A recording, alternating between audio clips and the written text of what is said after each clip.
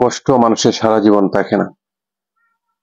যদি আপনি চেষ্টা করেন সফলতা হবেন, অবশ্যই সফলতার মুখ দেখতে পারবেন। কিন্তু নিজেকে সাজিয়ে গুছিয়ে তোলাটাই হচ্ছে বড় একটা কঠিন কাজ। আর আপনার হচ্ছে যে আপনি সাজিয়ে যখন তুলবেন, চতুর্পাশে আপনার লোক লেগে যাবে আপনাকে হেয় প্রতিপন্ন করে কথা বলার জন্য। আপনি চেষ্টা করে যাবেন আপনার গতিতে চলার জন্য। আর আপনি যখন মানুষের সমাজে ভাসমান হয়ে যাবেন, তখন তারা আপনাকে দেখতে পারবে না। তারা আপনাকে টেনে ছেঁচড়ে নামানোর জন্য সর্বোচ্চ চেষ্টা করবে। আর বিশেষ করে আপনি যাদেরকে ওভারটেক করে চলবেন, তাদের কাছে আপনি অবশ্যই মূল্য পাবেন। আর যদি তাদের কাছে উপরে পড়ে থাকেন, তাহলে আপনাকে কখনো মূল্যায়ন করবে না।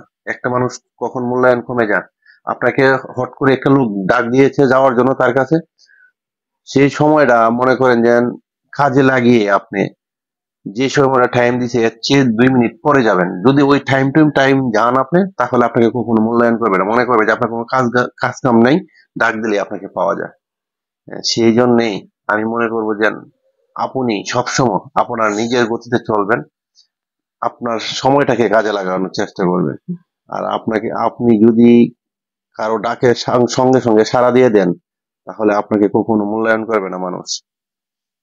ওইটাই হচ্ছে বাস্তবতা। আপনি একটু ভেবে চিন্তা করে দেখেন, আমার কথাটাই রাইট থাকবে। কারণ না, আমি দেখেছি যে যাদের সাথে আমি চলছি সারা জীবন, তাদের কথায় কথায় যখন আমি সাড়া দিয়েছি, তখনই দেখি যে আমার উপরে এফেক্ট চলে আসছে। আর আমি না, শুধু আপনিও চেষ্টা করবেন। একটা মানুষ আপনাকে যখন মূল্যায়ন করবে না, তার কাছে আপনার টাকার দরকার নেই, তার কাছে যাওয়ারও দরকার নেই। সেটা বন্ধু হোক, স্ত্রী হোক, সন্তান হোক, পরিবারের লোকজন হোক। যেখানে আপনার সম্মান আছে, মূল্য আছে, সেই জায়গাটাতে আপনি পারফেক্ট। আপনি যে জায়গায় মূল্য নেই, সম্মান নেই, ওই জায়গাটা আপনার যাওয়ার কোনো প্রয়োজন নেই। আপনি সবসময় চেষ্টা করবেন, সবসময় চেষ্টা করবেন যে আপনার কোন জায়গাটার মধ্যে মূল্য আছে। কি আপনাকে মূল্যায়ন কি আপনার টাকা দিয়ে করতেছে, না আপনাকে মানসিক ভাবে আপনাকে সম্মান করতেছে? যদি মনে করেন যে আপনাকে মানসিক ভাবে সে সম্মান করতেছে, হ্যাঁ, তার কাছে যাওয়া যায়। আর যদি মনে করেন না, আপনার টাকা আছে বিধায় আপনাকে মূল্যায়ন করতেছে, তাহলে তার থেকে একটু দূরে থাকবেন।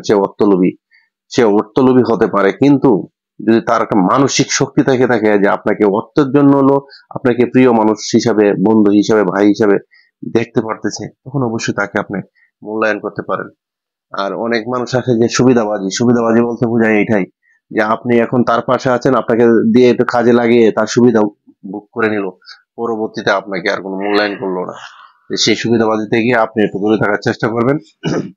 তখন দেখবেন যে এই সমাজে আপনার প্রচুর মূল্য থাকবে। আর যখন দেখবেন যে না, আপনার এই হেয় প্রতিপন্ন করে কথা বলছে, আপনাকে এই সমাজে কোনো মূল্য দিচ্ছে না, তখন তাদের কাছে থাকার দরকার নেই। তাদের কাছ থেকে একটু দূরে থাকাটাই সর্বোচ্চ বেটার। যে যেখান থেকে দেখছেন, অবশ্যই ভালো থাকবেন, নিরাপদে থাকবেন।